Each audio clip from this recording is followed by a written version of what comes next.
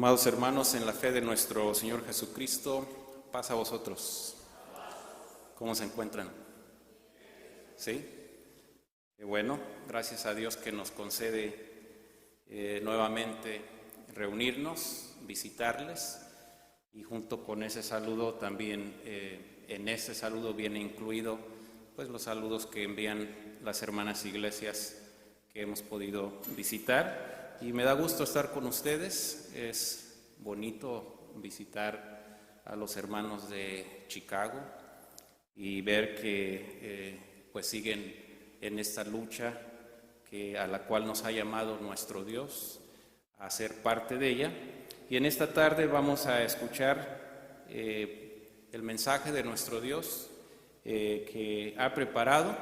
Les invito a que me ayuden en una lectura que vamos a llevar a cabo en el libro de Amós, en el capítulo 8.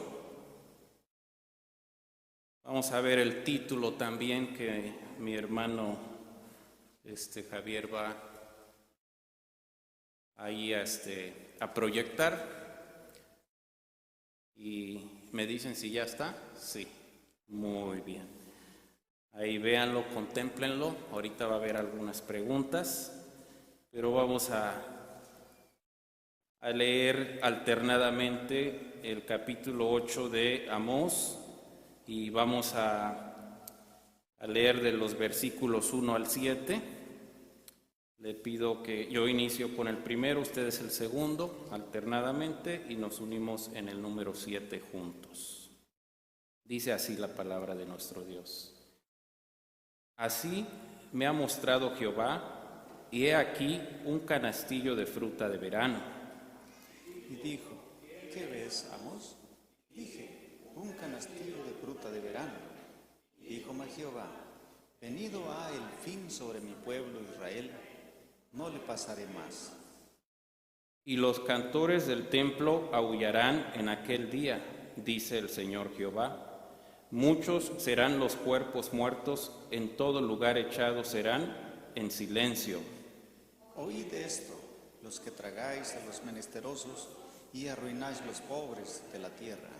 Diciendo, ¿cuándo pasará el mes y venderemos el trigo, y la semana y abriremos los alfolís del pan, y achicaremos la medida y engrandeceremos el precio, y falsearemos el peso engañoso?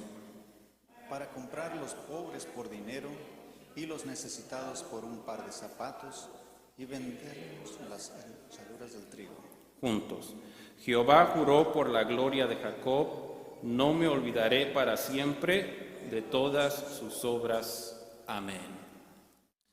Pueden ocupar sus lugares, hermanos. Estamos contemplando un canastillo de fruta de verano o un canastillo de fruta madura, fruta de todo tipo.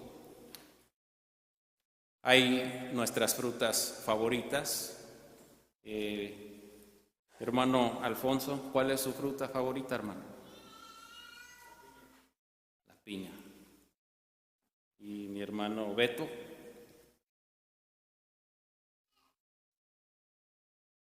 El mamey. Sí, hay que pensar aquellas frutas que pues solamente en nuestra tierra hay también. Hermano Lázaro, ¿cuál es su fruta favorita? La ilama, que es de la familia de las anonas o guanábanas. Así es. Pues hay otras frutas más muy sabrosas, y nuestro Dios dice que le muestra a Amós un canastillo de fruta de verano para mostrarle cuál era su sentir hacia el pueblo de Israel. Y le da entonces esa revelación, qué acontecerá y por qué. Porque nuestro Dios es un Dios paciente, ¿sí o no? Dios tiene mucha paciencia con nosotros, como la tuvo con su pueblo. ¿Hay algún hermano aquí que sea de mucha paciencia? ¿No lo hay? Yo pienso que sí. Yo pienso que sí los hay. Y la paciencia pues es un fruto que debemos practicar, ¿sí o no?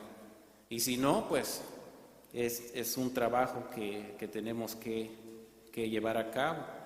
¿Por qué nuestro Dios le muestra ese canastillo de fruta? Cuando uno tiene su fruta favorita y uno se le antoja y ve la fruta allí, pues ¿qué hacemos? Se ve bonita, se ve atractiva, ¿qué hacemos? La tomamos y nos la comemos. Y nos la comemos con ese gusto, como dice el hermano Lázaro, pues una ilama. Están muy sabrosas, si no las han probado. Las guanábanas, los mangos, que son de mis favoritos, pues yo no podía perdonar en el tiempo de los mangos, subirme al árbol de mango y cortarlo de allí. Y medio verdecito me llevaba mi salita y allí me comía los mangos, no los perdonaba. Entonces nuestro Dios dice, así cuando alguien ve la fruta en el canastillo y la toma porque es irresistible, así va a pasar con el pueblo porque había ya hecho varias cosas y a través de varias advertencias no había escuchado a nuestro Dios. Entonces dice en esta parte que se dirige hacia Israel. Debemos de tomar en cuenta que para este tiempo ya había ocurrido la división. Hubo una división en el pueblo de Dios y por lo tanto en esa división quedó partido por la mitad y se le conoce por un lado al reino del norte y por el otro lado al reino del. Vamos a ver en la siguiente proyección el mapa y en ese mapa vemos que el reino dividido hacia el lado del norte quedó Israel, lo que se conoce como Israel, y en el lado sur ¿quién quedó? Judá, en el lado sur. Y también debemos de tomar en cuenta que a estos dos reinos nuestro Dios se dirige a ellos a veces por el nombre en el norte de Israel o en el sur por Judá, pero también al reino del norte se le conoce como Samaria y al reino del sur se le conoce como Jerusalén. Pues cuando Dios se dirige a ellos, a veces se dirige por el nombre Israel, Judá, Samaria, Jerusalén. ¿A quién va dirigido entonces este mensaje de Amós? A Samaria o a Israel, al reino del norte. Ahora sí ya estamos ubicados. Muy bien.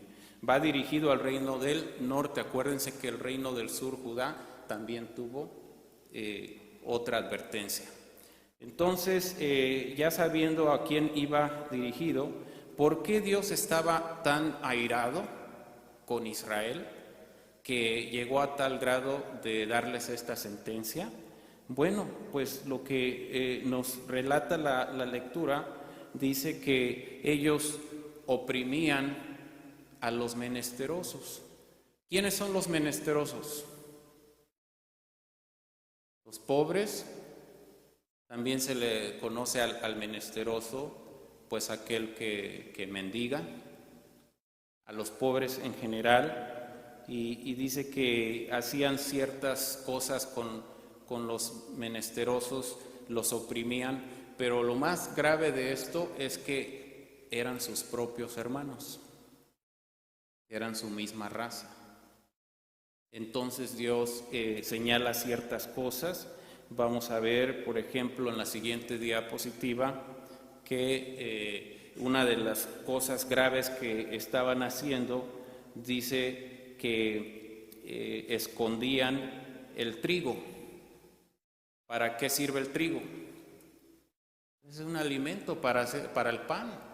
Dice que lo escondían el trigo y también al esconderlo, al escasearse las cosas, ¿qué pasa con las cosas cuando se escasean? Suben de precio. Y dice entonces que lo escondían lo subían de precio y aparte de ello, achicaban la medida. Achicar la medida, ¿qué quiere decir eso? Robaban. El menesteroso no tenía dinero. Le subían el precio, compraba menos y aparte de ello le achicaban la medida. Vamos a ver en la siguiente diapositiva ahí, dice Oseas 12:8. Vamos a ver qué dice Oseas 12:8.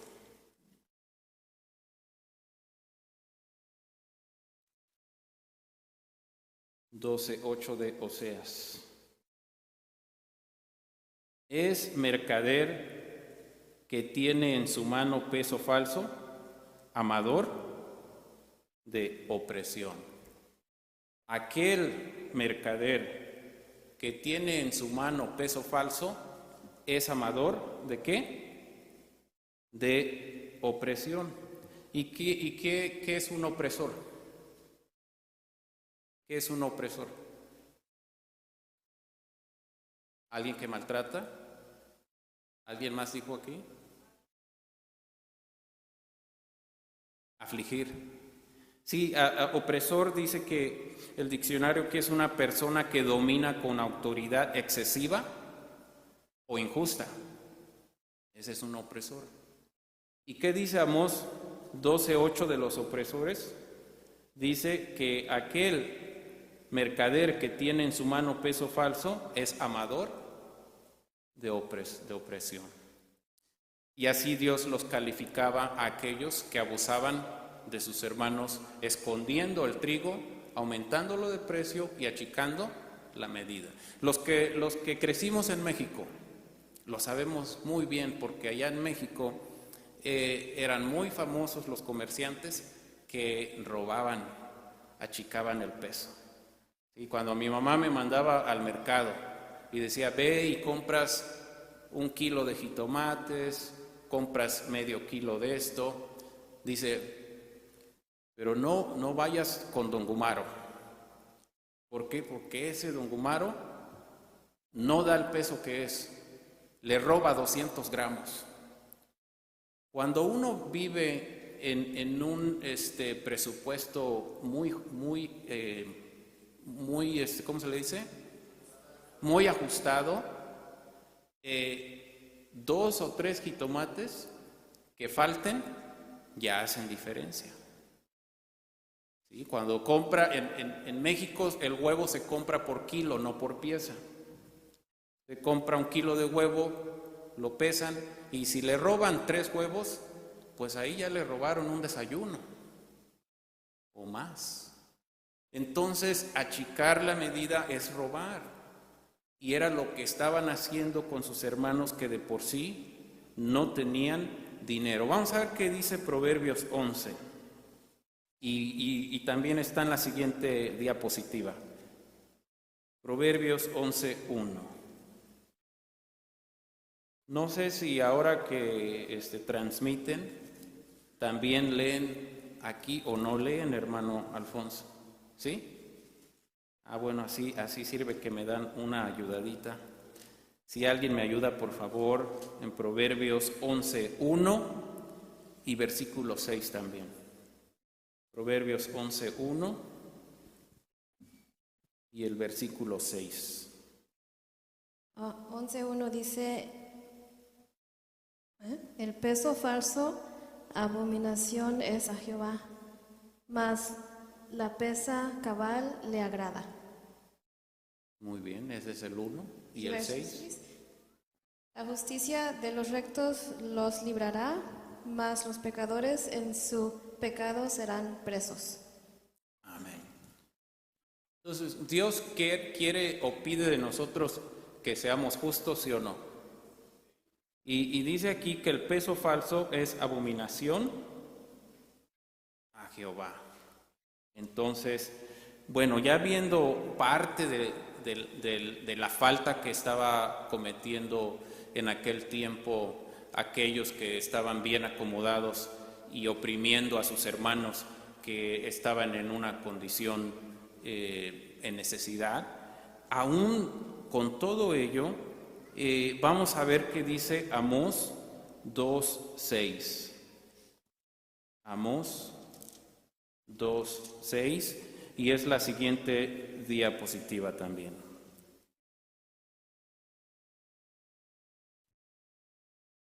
Amós 2:6 dice así: Así ha dicho Jehová, por 3 pecados de Israel y por el cuarto no desviaré su castigo, porque vendieron por dinero al justo y al pobre por un par de zapatos.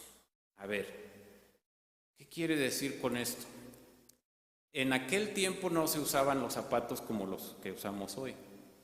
¿Cómo eran? Eran sandalias, ¿verdad? Eran sandalias que se cruzaban ahí con esas correas. Yo tenía necesidad y pedía prestado. Al no poder pagar, se enojaba conmigo mi hermano que me prestó, y como no podía pagarle, dice: ¿sabes qué?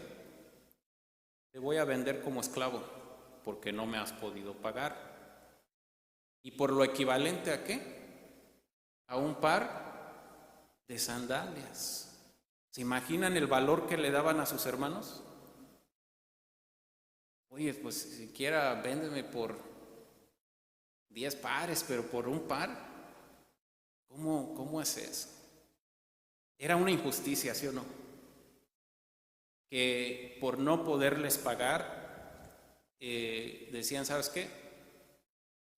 Te voy a vender, ahora vas a ser esclavo del hermano Roberto y él me va a pagar lo equivalente a un par de zapatos.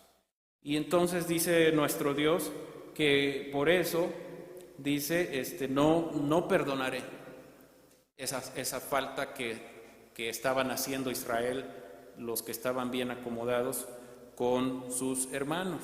Y a través de ese canastillo de fruto de comida, Dios le dice a Amós: esto va a acontecer con Israel, lo voy a entregar a otros pueblos para que los devoren como quien devora una fruta cuando se la come. Y los cantores, dice, no van a cantar, van a aullar. ¿Por qué? De dolor. Van a aullar, a gritar de llanto por lo que va a ocurrir. Y muchos cuerpos, dice, van a caer, porque ya no les pasaré más las injusticias que están cometiendo con sus hermanos. Pues dice que eso es lo que estaban haciendo, achicando la medida, subiendo el precio, vendiéndolos injustamente. Y es que había una ley que Dios le dio a su pueblo desde un principio, y en esa ley que Dios le dio a su pueblo les mostró que como hermanos deberían de tratarse con dignidad y con respeto. En esa ley Dios les prohibió: si tu hermano se vendiere o se alquilare contigo, dice, no le venderás ni le tratarás como esclavo, lo vas a tratar como un hermano. Y si se vende contigo o si se alquila, no lo vas a tratar como esclavo, pero lo vas a tratar como un siervo, como un trabajador, pero no como esclavo. Vamos a ver allí en el libro de Levítico, capítulo 25. ¿A alguien de ustedes que llegó a vivir en algún pueblo les tocó que sus papás los alquilaran para trabajarle a alguien más? Hermano Lázaro, sí, y también mi hermano Amador también. Sí, a mí me tocó ver cuando visité a mis tíos allá en Michoacán que mis primos que eran de mi edad los mandó a trabajar. Y yo le pregunté a mis primos: oye, ¿le van a pagar bien? No, Dice, el dinero se lo dan a mi papá. Entonces nosotros, dice, nomás vamos alquilados. Bueno, aquí se hacía también lo mismo en Israel. Cuando alguien no tenía dinero, prestaba sus servicios por esa necesidad. Pero por eso nuestro Dios puso esta ley justa. Vamos a ver en Levítico 25, versículos 39 y 40. Dice Levítico 25, 39 y 40. Y cuando tu hermano empobreciere, estando contigo, y se vendiere a ti, no le harás servir como siervo. Ahí se refiere como esclavo. Dice, no le harás servir como a siervo, como a criado, como a extranjero estará contigo hasta el año del jubileo, te servirá.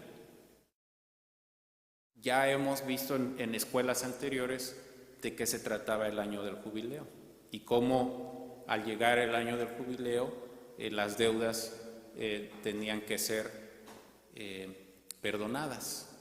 Pero dice aquí que cuando tu hermano se alquilare, no le tratarás como esclavo, sino que lo vas a tratar con dignidad, como un trabajador, pero no como esclavo. Entonces esa parte ya quedó. Vamos a ver el versículo 42 de ahí mismo, Levítico 25, 42. Porque son mis siervos los cuales saqué yo de la tierra de Egipto, no serán vendidos a manera de siervos. Acuérdense que en la traducción depende de la versión. Cuando dice aquí no serán vendidos a manera de siervos, se está refiriendo a manera de esclavos. Entonces ahí está el mandamiento. No serán vendidos a manera de esclavos. ¿Y qué estaban haciendo? Vendiéndolos como esclavos. ¿Y por cuánto? Por un par de zapatos. Y a lo mejor los jóvenes aquí están pensando, bueno, pues hoy en día hay zapatos caros, ¿verdad? Los Nikes y los Air y todos esos, los Jordan, que valen $200, $300. Y yo no sé por qué están tan caros esos zapatos, si hacen lo mismo. Pero no, era un par de sandalias, ¿verdad? Entonces, pues esa era la situación. ¿Y por qué dices, bueno, que trates a tus hermanos con dignidad? Pues dice Deuteronomio 25:15, para que tus días sean prolongados. Dice Deuteronomio 25:15. ¿Alguien me ayuda, por favor, con esa lectura? Dice, pesas cumplidas y justas tendrás, efa cabal y justo tendrás, para que tus días sean prolongados sobre la tierra que Jehová tu Dios te da. Amén. Amén. Entonces, si soy comerciante, si vendo un servicio o lo que yo haga, tiene que ser peso justo, tiene que ser, como dice aquí, peso cabal, justo, y no debemos abusar. Entonces, eso es lo que Dios pide de nosotros. Ahí dice Deuteronomio, para que tus días sean prolongados. Ahora, eso ocurrió ayer, allá, a Israel. Fue sentenciado por esas injusticias. Pero de todo ello debemos de sacar enseñanzas para aplicarlas hoy, en nuestra vida espiritual, hoy en el mundo. Pasa lo mismo, hermanos. Si a ustedes les gusta las estadísticas, les gusta las finanzas, que es lo que hace mi hermano Nati, él sabe muy bien de finanzas y todo eso. Dice, hermanos, dicen los análisis que el 1% de la población mundial controla el 50% de las riquezas en el mundo. Entonces las riquezas no están distribuidas equitativamente, ¿o sí? El 1% controla el 50% de las riquezas mundiales. Por eso, cuando vamos a la tienda y vamos a un supermercado, creemos que ese es el único, pero resulta que ese supermercado es una red. Y aquí en este lugar esa red se llama de un nombre, pero en Arizona tiene otro nombre. Pero detrás de esos supermercados hay un solo dueño. Por ejemplo, en Arizona está la tienda de comida que se llama Fry's y que en California se llama Ralph's y que en otros lugares se llama Kroger, pero es el mismo dueño. Entonces, ¿cómo están las riquezas? Pues dice que son pocos los que controlan todas las riquezas del mundo. Y pues los ricos cada vez son más ricos. Ahorita dicen que estamos viviendo una inflación, ¿sí o no? ¿Y cómo han subido los precios? Mira, en el avión ya le quieren cobrar a uno por respirar casi, hermanos. Hay que pagar el asiento, hay que pagar las maletas, ya no dan de comer. Y si quiere uno un asiento mejor hay que pagar más. Y ya el aire no lo cobran porque ya va incluido. Pero con eso de la inflación y con eso de la pandemia, que fue lo que despegó que las cosas aumentaran en la pandemia, vamos a pedirle a mi hermano si cambia la siguiente diapositiva. Me dicen qué ven ahí porque yo no alcanzo a ver. ¿Ven productos de consumo? No, la que sigue entonces, ¿no? Me dicen cuando cambió.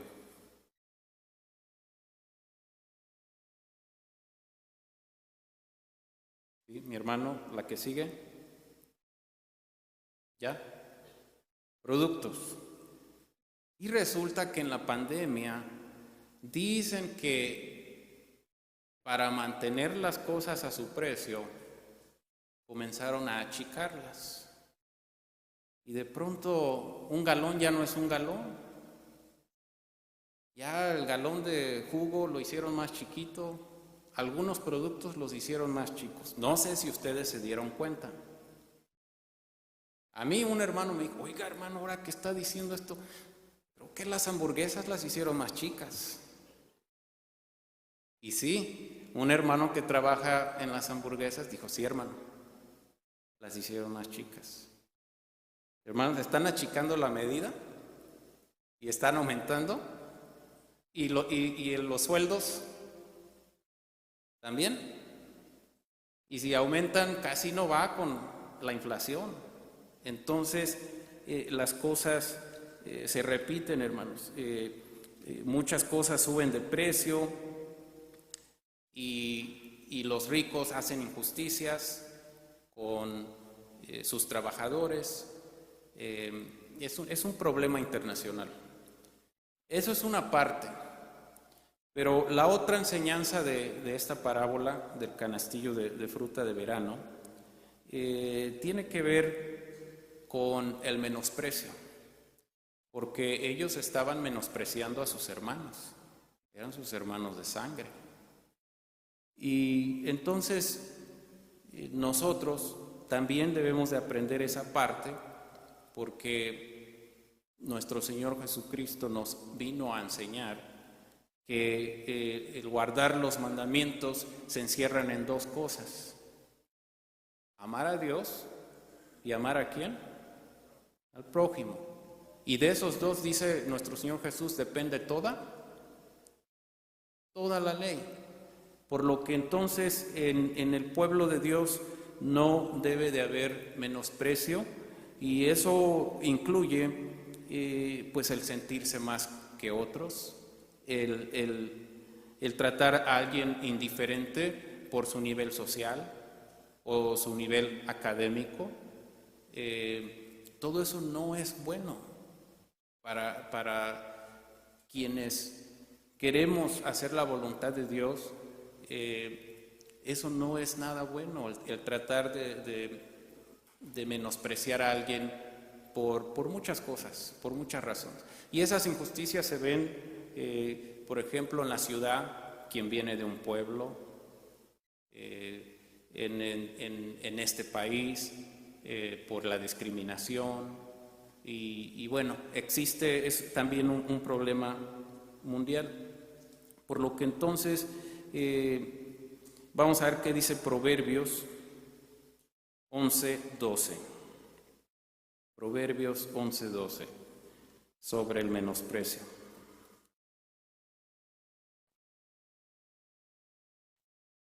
¿Alguien me puede ayudar, por favor, con esa lectura?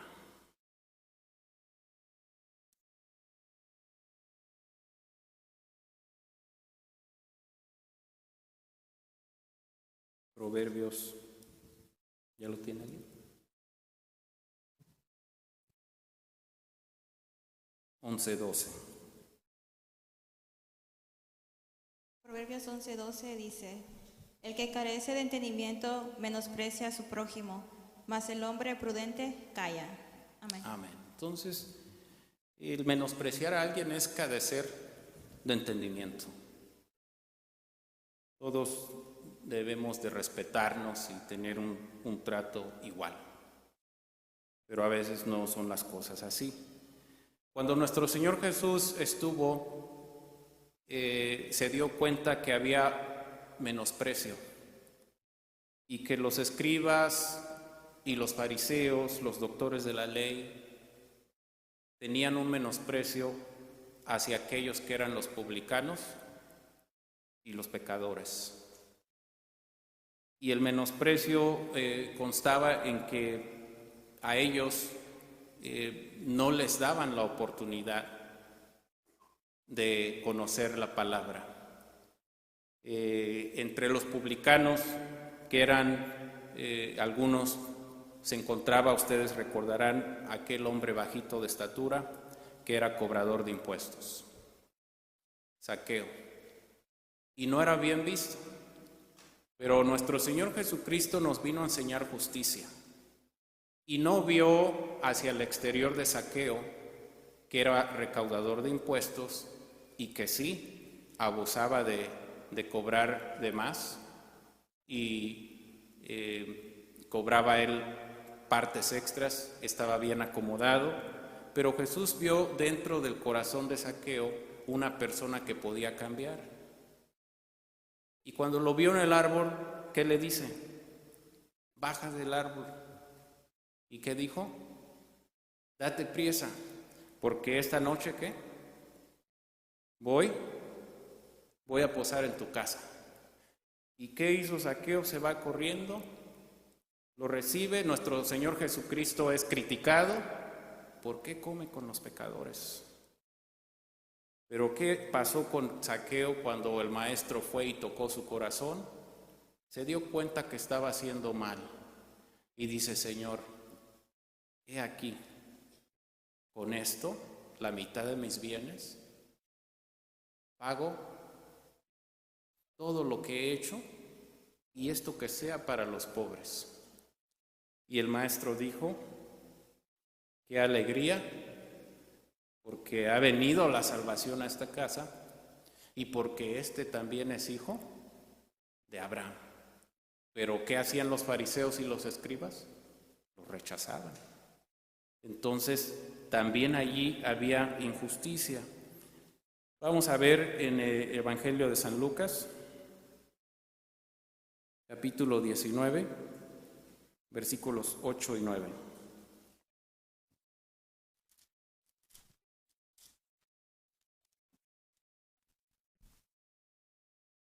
Dice de esta manera: entonces Zaqueo, puesto en pie, dijo al Señor: he aquí, Señor, la mitad de mis bienes doy a los pobres, y si en algo he defraudado a alguna, lo vuelvo con él 4 tanto. Y Jesús dijo: hoy ha venido la salvación a esta casa, por cuanto también es hijo de Abraham. Pero si los fariseos y los escribas no le daban oportunidad, no le daban, ¿cómo iba a cambiar Zaqueo? Así que esa es lo que estaba ocurriendo en los tiempos de nuestro Señor Jesucristo. Pero vamos a regresar a la parábola en Amós capítulo 8. Amós capítulo 8. Y dice el versículo 7: Jehová juró por la gloria de Jacob, no me olvidaré para siempre de todas sus obras. Por lo que entonces vamos a descifrar qué tiene que ver ese canastillo de fruta que Dios le mostró a Amós. Y para ello debemos de entender el simbolismo. Le vamos a pedir a mi hermano que ponga la siguiente diapositiva, donde parece que allí vamos a ver el sueño de el copero y el panadero. ¿Sí es ese? Sí. ¿Qué tiene que ver el canastillo de fruta? Cuando encontramos simbolismos en la Escritura, nos vamos a dar cuenta que el canastillo no representa más que una sentencia, como la sentencia del panadero, donde el panadero tiene un sueño y dice que llevaba 3 canastillos de todo tipo de repostería que hacía para Faraón. Y en su sueño dice el panadero que las aves llegaron y comían de sus canastos. Cuando le dice a José: dime qué quiere decir ese sueño. Vamos a ver en Génesis 40, versículos 16 y 17. Ustedes ya se acuerdan de ese acontecimiento, pero vamos a ver en Génesis, capítulo 40, versículos 16 y 17. Dice así: Y viendo al principal de los panaderos que había declarado para bien, dijo a José: También yo soñaba que veía 3 canastillos blancos sobre mi cabeza, y en el canastillo más alto había de todas las viandas de Faraón, obra de panadero, y que las aves las comían del canastillo sobre mi cabeza. Entonces respondió José y dijo: Esta es la declaración. Los 3 canastillos, 3 días son. Al cabo de 3 días quitará Faraón tu cabeza de sobre ti y te hará colgar en la horca, y las aves comerán tu carne de sobre ti. Por lo que entonces el canastillo es la sentencia y la fruta es Israel, que va a ser comida o devorada por sus enemigos, y es lo que nuestro Dios le estaba diciendo a Amós. Ahora vamos a ver en Isaías 28.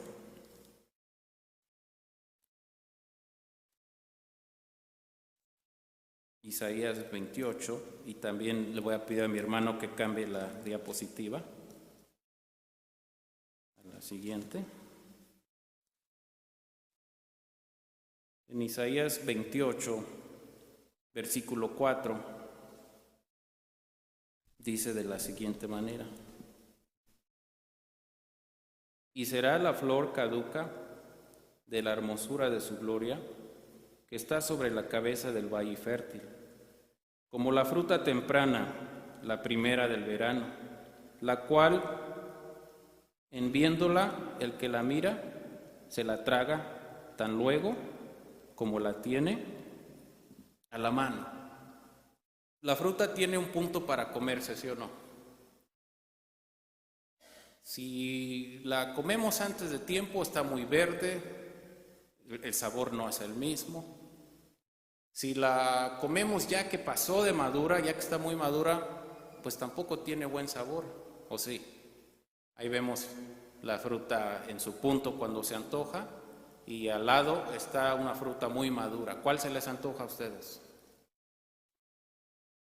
Pues la que está en su punto. Pues dice nuestro Dios a Isaías que así, cuando la fruta está en su punto para comerse, cuando se antoja, ahí es la sentencia. Por lo que el tiempo era venido y nuestro Dios iba entonces a llevar a cabo la sentencia. Vamos a ver la siguiente diapositiva. Y en el libro de segundo libro de Reyes 17:6. Si alguien me ayuda, por favor, con la lectura. Segundo libro de Reyes 17:6. Ahí está la sentencia. En el año 9 de Oseas tomó el rey de Asiria a Samaria y transportó a Israel a Asiria y púsolos en Ala y en Abor, junto al río de Gozán y en las ciudades de los medos. Amén. Gracias, Señor. Se cumple la sentencia. Dice que en el año 9 de Oseas, allí ustedes ven en la pantalla el año aproximado, ¿sí o no? Sí, es ahí donde sale. Y dice allí que alrededor del año 721, 722 antes de la era común, fue entregado en manos de los asirios Israel o Samaria para ser llevados cautivos. Vamos a ver en la siguiente diapositiva qué pasa cuando una nación es tomada en contra de su voluntad. Se hace una resistencia, ¿sí o no? Y entonces en esa resistencia hay lucha, hay batalla, y en esa batalla hay muerte, y hay llantos, y los niños son tomados cautivos, y las madres, y es un llanto, muertos por todos lados. Pues eso le ocurrió a Samaria o a Israel, porque Dios no le pasó más las faltas que habían cometido.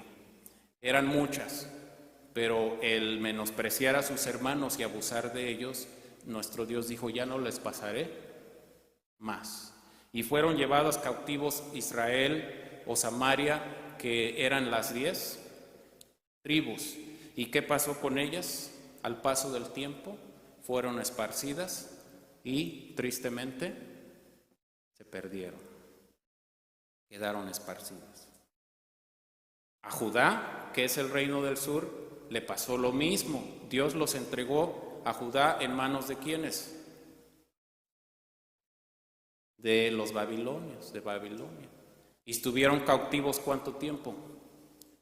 70 años, pero la diferencia es que Judá sí regresó de la cautividad, pero Samaria ya no, se perdieron.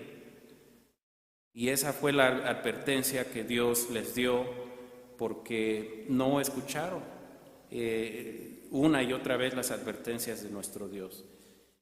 Ahora, en la actualidad, hay injusticia, hay corrupción, los gobiernos, hay mucha corrupción, pero también tienen su sentencia, y va a llegar el tiempo también para todos. Vamos a ver en San Mateo 24. Mateo 24, lo que dice Mateo 24, versículo 32.